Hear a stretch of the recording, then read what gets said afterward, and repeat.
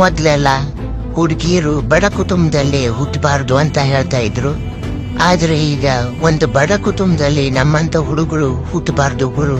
ಯಾಕಂದ್ರೆ ಒಬ್ಬ middle class ಹುಡುಗ ತನ್ನ 25ನೇ ವಯಸ್ಸಿಗೆ ಲೈಫ್ ನ ಸೆಟ್ಲ್ ಮಾಡ್ಕೊಳ್ಳೋಕೆ ಆಗುತ್ತಾ ಗುರು? ಆ ಹುಡುಗನ ಎಜುಕೇಶನ್ ಕಂಪ್ಲೀಟ್ ಆಗೋ ತನನೇ 22ರಿಂದ 23 ವರ್ಷ ಆಗಿರುತ್ತೆ. ಒಂದು ಒಳ್ಳೆ ಕಂಪ್ನಿಯಲ್ಲಿ ಕೆಲಸ ಸಿಗೋ ತನಕ ಅವನಿಗೆ 25 ಏಜ್ ಆಗಿರುತ್ತೆ. ಆ ಏಜಿಗೆ ತಕ್ಕಂಗೆ ಕೂಡ ಅವನಿಗೆ ಸಂಬಳ ಸಿಕ್ಕಿರೋದಿಲ್ಲ.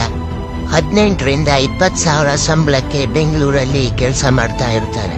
ಒಬ್ಬ ಮಿಡ್ಲ್ ಕ್ಲಾಸ್ ಹುಡುಗ ತನ್ನ ಲೈಫ್ ನ ಸೆಟ್ಲ್ ಆಗ್ಬೇಕು ಅಂತ ಹೇಳಿದ್ರೆ ಕನಿಷ್ಠ 31 ಏಜ್ ತನೂ ಅವನು ಕಷ್ಟಪಟ್ಟು ದುಡಿತಾ ಇರ್ಬೇಕಾಗುತ್ತೆ.